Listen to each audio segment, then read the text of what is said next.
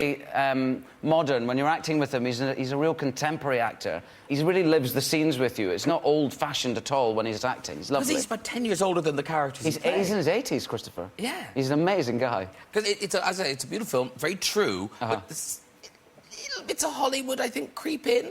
Because you've got Christopher Plummer there, playing 70-odd, right? Actually 80-something. In the film, comes out, his first boyfriend is Dr. Kovac from ER. That's not true. That's not going to happen. That's not going to happen. But doesn't he have that line in the film? He does say that young men aren't interested in young gay men aren't interested in old gay men. That's true. Right. Yeah. OK. Dr. Kovac isn't sniffing around Christopher Plummer. I'm just telling you. He's at the other end of the bar. But the love story you talked about there with Melanie Laurent, you had to bond with her as well. Yes. The first thing he did was we met each other at Mike's house. And I'd never met Melanie. I loved her in that film, Inglourious Basterds. She's a really fantastic actress. She's French and, you know, it's intimidating. You know, we were about to embark on this love story together. I've never met her before. And we introduced to each other and we sit down and he said, OK, I'd like you to split up with each other now. You've been in a relationship for a long time and I'd like you to improvise through a breakup. Ewan, I'd like you to leave Melanie because you're tired of her. And he gave me some reasons why I should be leaving her. He said, Melanie, you don't want him to leave. OK, go. Oh. And I went, oh, God, because the thing about improvisation is you just think the other person's just going to think that this is how I would do it, you know. No matter what acting you do, you just think they think this is how I do it. It's a bit like a masturbation scene in a film. It's quite difficult to pull that off without everybody knowing that's just how you do it. You know what I mean?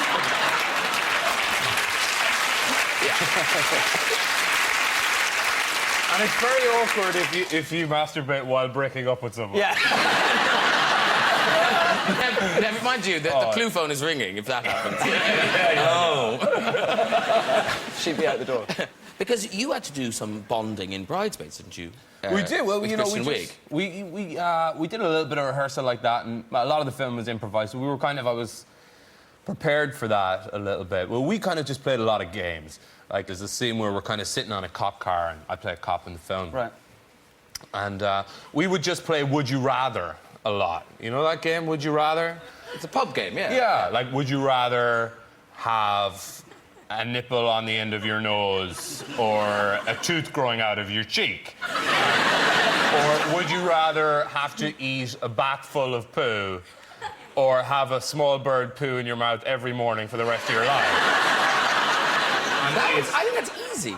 Which would you go for? You'd get the bird, wouldn't you? No. No. But you have to do it every day for the rest of your life. But you'd get used to it. The bird would become your friend. It'd be nice. They wake up, here comes the birds. Yeah. Morning poo, and then off you go.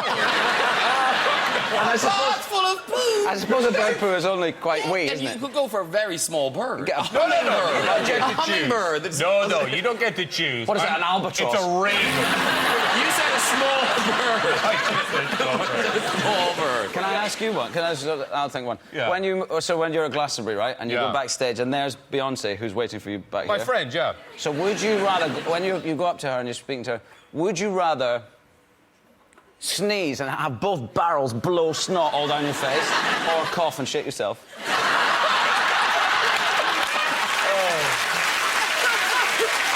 That's a good one. That's with Beyonce. That's a very good one. Oh, both of them are a nightmare, aren't they? Yet again, I'm going to have to go with shit. Because you could leave quickly and hope she didn't notice. No, she wouldn't know. Particularly at Glastonbury, you wouldn't get the smell wouldn't affect you. No, you wouldn't notice. You just think he's got a small cough. You just have to back off, wouldn't you? See you, bye. There would be the fear that she would presume, but yeah. It's a weird example because Beyonce and I are so close. Sorry, I didn't mean any offense. No, it's just, you know, we hang out a lot and we just like to dance together more than anything. You know, she loves to cook, I love to cook. We're just close.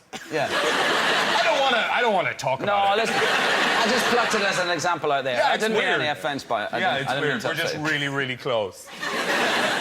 Now, listen, you've really got interesting choices in the films you made, you know, over the years, kind of Train Spotting, Big Fish, all these, you know, really good, interesting. the anomaly, the one that kind of seems out of kilter with the rest, was that you decided to do Star Wars. Yes. Were you, like, a big fan of Star Wars? Was it just so much money? What was it? No, it wasn't so much money. I know that now. At the time, I thought it was a lot of money. No, I was a big fan of them. When I was about 7, I think, when the first one came out, and my uncle was in the original 3, Dennis Lawson. He played this character called Wedge. There he is, Dennis.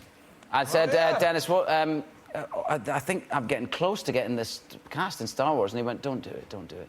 Because he's been plagued with it. You know, he did about a couple of weeks' work on the original 3. No, he managed to survive all 3 of them. Oh, wow.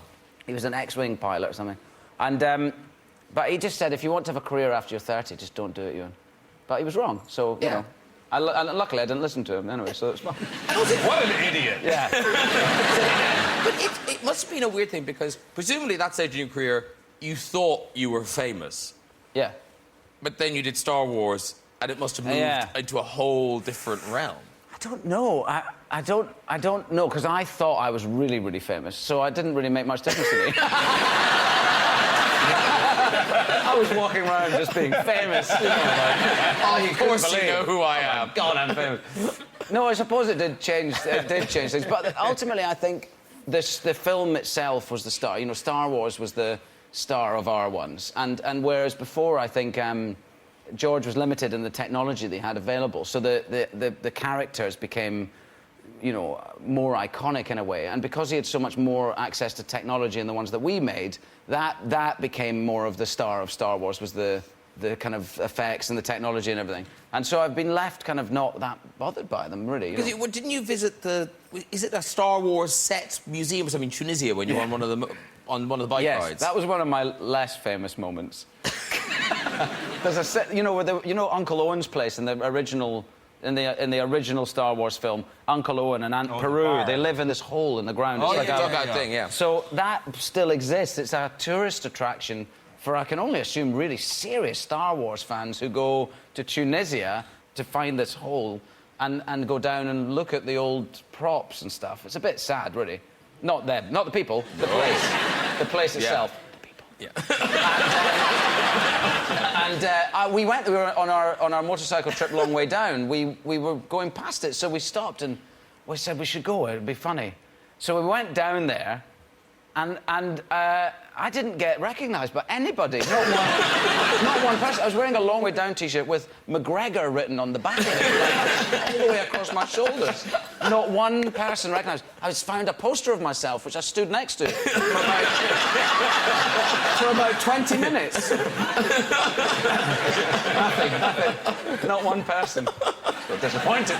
And I've heard mixed reports. Is it true or not that you kept a lightsaber? I officially don't own a lightsaber. Props guy gave me one. No, he didn't. Because we bought some lightsabers, which they're pretty good, aren't they? No, that one's on already. Oh, hang on.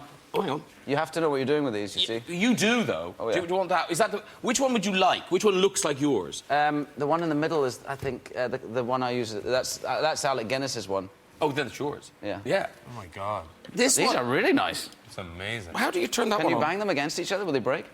Oh, no, they won't. But you make the sound effects yourself, don't you? Do you want one? Not at all. Come on. There you go. There you go. Go. You get a good swing. Oh, look at that! What? That's fantastic. But can you make the noises? Oh, is it true that